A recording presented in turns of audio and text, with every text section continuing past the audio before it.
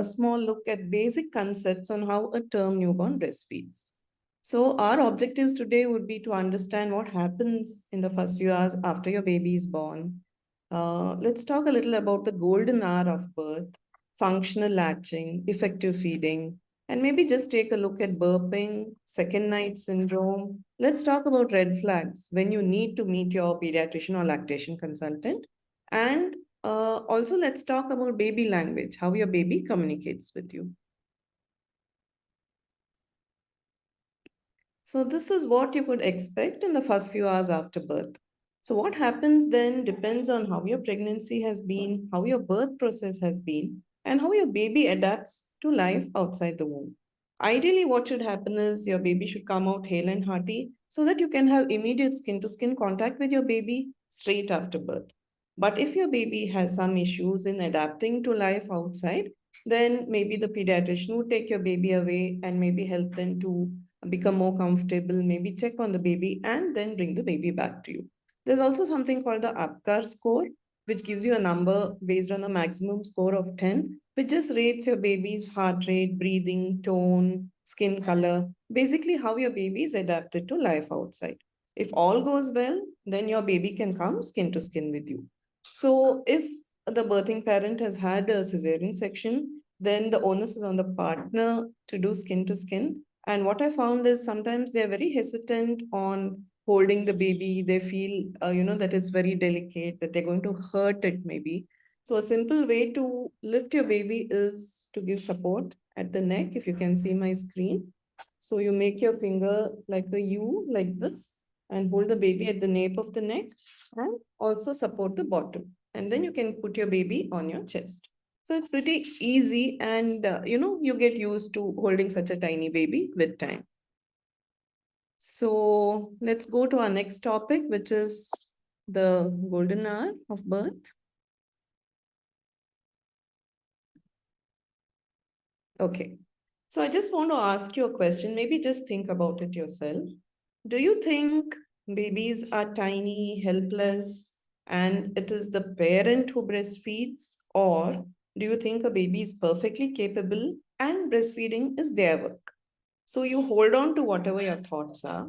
And if possible, later, after this, you can go to YouTube, watch some videos on the breast crawl in the golden hour of birth, and then see whether what you thought was really true or not.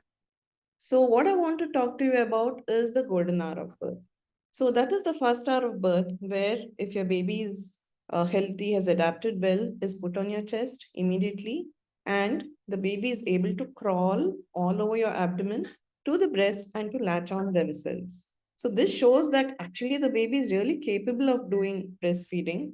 And the thought that, baby is one tiny morsel, helpless, and you have to do everything for the baby is actually not right. Baby spends about 9 months in utero, floating in your amniotic fluid, building up muscle, nerve, bone connections through something called reflexes. It is these reflexes which actually help the baby, to be an active participant in the process of birth. And once born, helps them to crawl and to attach to your breast and to continue to feed. And this is what the golden hour is, where you're giving the baby the continuity of movement which has started in utero, continued through the passage in the vagina, and ultimately culminates at your breast, which is what they've been preparing for all this time. So let's go to the next slide. So, what happens when you have a baby that does the golden hour or the skin to skin? So, baby's vision is limited. So, if the baby's on your chest, they have vision to see exactly that distance from where you're holding them to your breast, which is exactly why in pregnancy you find that your areola and nipples actually darken, that so that your babies can really focus. Babies have a great sense of smell, and amniotic fluid smells exactly the same as the secretions around your nipple do. So there is one more thing to kind of help baby to reach their target. And then colostrum almost tastes like amniotic fluid. And then there's the touch of mother's skin, the skin to skin contact. And if the baby is, on the mother's chest or abdomen, then the temperature of the mother's chest increases such that the baby is warmed up. It's like those servo control, radiant formers that you have in NICUs, which are actually artificial. So there's some probe that comes onto the baby's chest. If the baby's cold, the temperature increases. But here it's natural and immediate.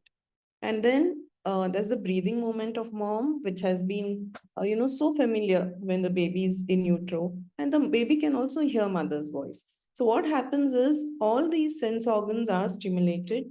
In addition to that, the baby feels safe and warm, uses all its reflexes, and is able to come and attach to mom. So these are the benefits for the baby. At birth, the baby's brain is made up of billions of neural connections which are looking for ways to connect. So, if a baby feels safe, if the baby feels heard, loved, held, and really has attained what it has been working for through these 9 months of pregnancy, then the baby's brain actually grows along paths which are better for the baby's emotional quotient and the intelligence quotient. Those are the safety pathways. If a baby is left alone and feels isolated, then it goes along other pathways of stress. So the benefits to the baby are really good, positive brain development. What are the benefits to the parent? So if the mother holds the baby, then there's a great release of a hormone called oxytocin, which really helps the mother to fall in love with the baby because there are changes, actual physical changes in the mother's brain, which really converts her into that kind of a tiger mom. I'm going to do anything for my baby, and that takes about 6 hours of mom and baby in contact with each other. If dad or the birthing partner is holding the baby, it takes just about 30 minutes for that structural change in their brain. And for the baby, it takes slightly longer to kind of bond and connect with the parent. The other importance of oxytocin is at birth, your uterus is still contracting, there's still bleeding going on. So, the more oxytocin there is in the mother's body, the better the uterine contractions and less bleeding. It also helps with the separation of placenta. It also helps with healing of wounds and really staying connected and bonded. Another thing of advantage of feeding within the first hour of birth, that is in the golden hour, when the baby comes and attaches to the mother's breast, certain receptors to a hormone called prolactin increase. So, prolactin is a hormone that stimulates your milk production. So, all in all, it's a win win both for baby and for mom. All right. So, let's go to our next slide. So, if you were able to watch a breast crawling video, you would immediately know that breastfeeding is a innate behavior in the newborn, and it is not the mother's responsibility, to feed the baby. We are all, after all, just mammals. If you've had kittens or puppies at home, you would know how they are immediately able to crawl to the mother, attach there, and feed. And you'll find that the mother dog or the mother cat is doing nothing but just laying there. So it's exactly the same position with us humans also. Everything that the baby does, all the reflexes that it uses to breastfeed, makes sense only in the habitat of the mother's body. So does this absolute capability of the baby to be able to crawl to the breast and to attach on its own, does it end at the 60-minute mark? No, it actually persists. And the more opportunity you give for this baby, holding them a lot, starting every feed, you wear nothing on top, you keep your baby only in a diaper, you can put a blanket on top if you want. That connection exists, and each time those reflexes are stimulated and the baby uses those reflexes to crawl and attach to the breast, they are strengthened, and that is a great foundation for good breastfeeding. And it also helps to kind of stimulate a baby's brain. If they're very sleepy, then they wake up, and if they're very cranky and overstimulated, doing skin to skin is what really helps them to calm down. So holding a baby skin to skin is like a panacea for everything that could go wrong, and is a real foundation for every breastfeeding issue. So if there's a mother who comes in with a lot of breastfeeding difficulty, the first sign of my prescription is do a lot of skin to skin, and that really helps. And usually the question is, can I do it when my baby is asleep? Yes, you can do it. Will my baby feel cold? No. We already discussed how, the breast feeding means there's a lot of blood supply to the chest, and it will naturally keep your baby warm. The third question would be, will my baby get so used to it that they will not sleep away from me. That again is no. So for the first 3 months after birth, it is called the fourth trimester. Trimester one, two, three, your baby is in utero. They are there all the time. Trimester four is when your baby should live here, near your chest, on your heart, because it really helps to connect and to develop and to really foster a good relationship